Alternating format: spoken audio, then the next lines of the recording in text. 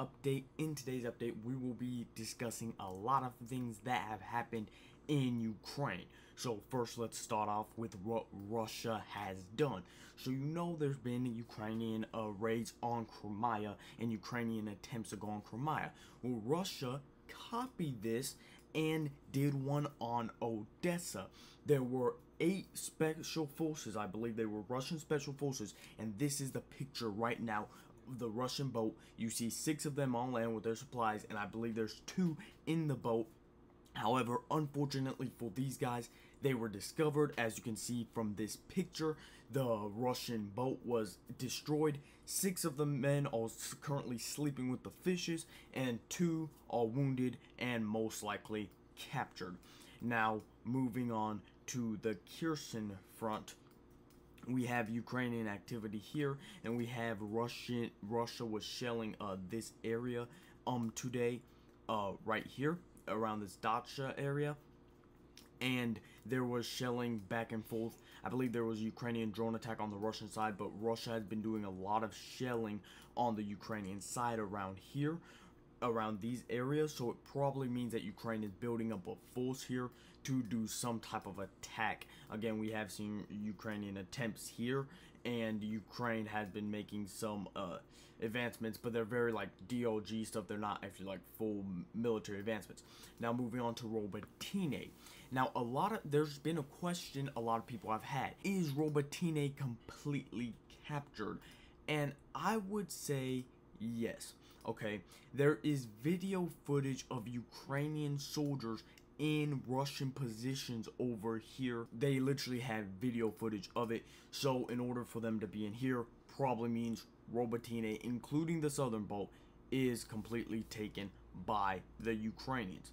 Now let's move on over here where Ukraine makes advancements.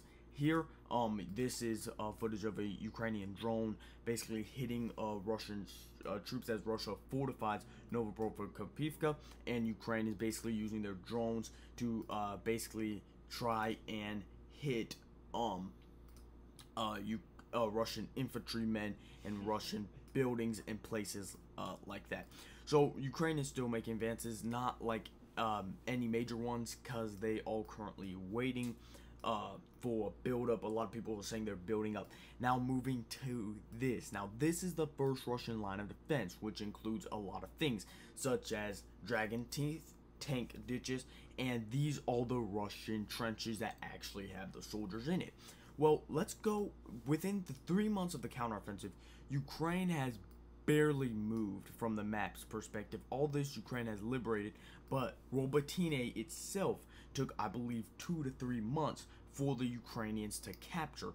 Now, within not even 2 weeks since the claim of the capture of Robotyne, which when the Ukrainians claimed it, it was verified that it was not completely captured, they have broken through the Chernihiv line, the first layer of defense, and now there is video footage that you're seeing right here of Russian soldiers shelling Ukrainian soldiers along the Russian trench. And now we're back to the map. This is that Russian trench that the Ukrainians were using.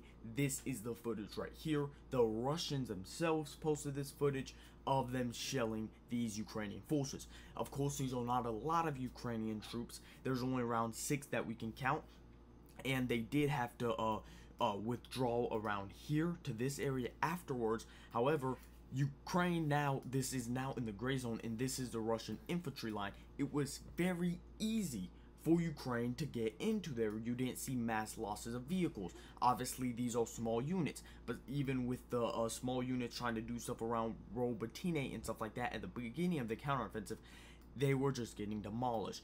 So it seems to me that once because Ukraine, this according to the Ukrainian claim, Russia had put 60% of their forces around these areas, not on the first and second line of defense, but on these little, I guess you could call these the first line of defense, but these defensive lines, these trenches that would make it very difficult, and it did make it very difficult for the Ukrainians to cross. However, now we see reports of Ukrainian soldiers here, Ukrainian soldiers entering Verbove.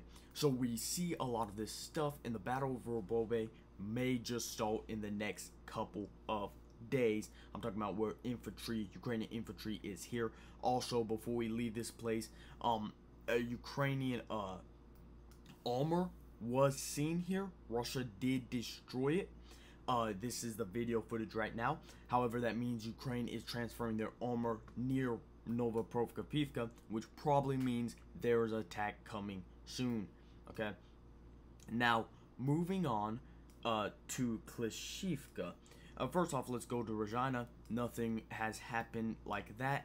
Drone attacks as usual. The offensive near Regina seems to have completely halted and stalled. I believe, yeah, Klishchiivka. Here it is.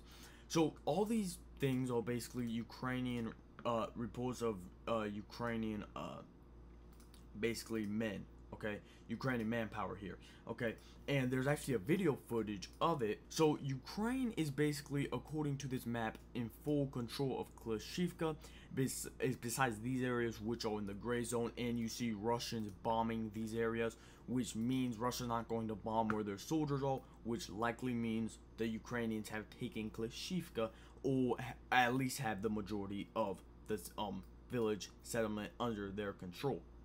Now moving on to Andrivka, we see a Ukrainian drone attack, and Ukrainian Russian soldiers shelling Ukrainians over here and over here, and this is reports of Ukrainian advances. So the Russians all shelling this area, which indeed means the Ukrainians have captured it, and Andrivka could fall pretty soon in the next coming weeks. Again, Ukraine has to work fast because the dreaded mud season that's coming. No reports basically at all, no info of Russian soldiers making any advances, the Russians making any advances in the Kupiansk front. Now, this is outside of Ukraine, in Russia, but it has something to do with the war. This is a picture of a Russian plane. Okay, this plane was produced in 1950s, I believe, and it's a decent plane, even though Russia doesn't produce it anymore. It's an expensive plane, and it's a decent one. Okay, its cost to make it's over 20 million USD. However, since the recent Ukrainian drone attacks, it seems like Russia has wanted to protect. Well, of course they want to protect, but it seems like Russia is getting more dogmatic about protecting their planes, because Russia, in the beginning of the war, Ukraine's not going to strike us with nuclear power, and now since Ukraine has struck them many times and caused a decent amount of damage, especially to their planes, they now have tried to protect their planes with what? Tires. Okay, literally coal tires. They are protecting their planes with coal tires, as you can see on this image. Now this is per pro-Ukrainian report, so we're gonna take this with a grain of salt. It could have been edited, but most likely this image is not.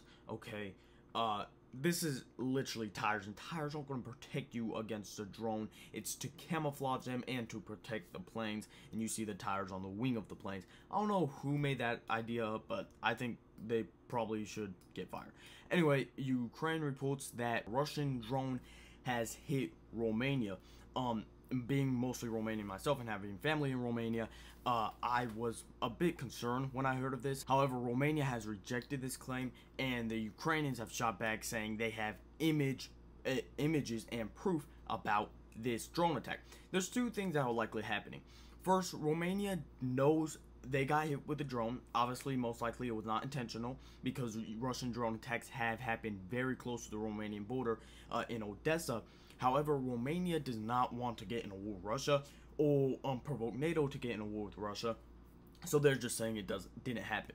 Another thing that could be happening is Ukraine needs NATO's help, and attack on a NATO country could cause that country to provoke Article 5, which could end up with NATO forces in Ukraine having their NATO boots on the ground in Ukraine, because Russia did attack Romania. So Ukraine obviously could be lying about this and say it happened so they can get a NATO response. And they've done this in Poland, and it was later found out that it was actually a Ukrainian missile.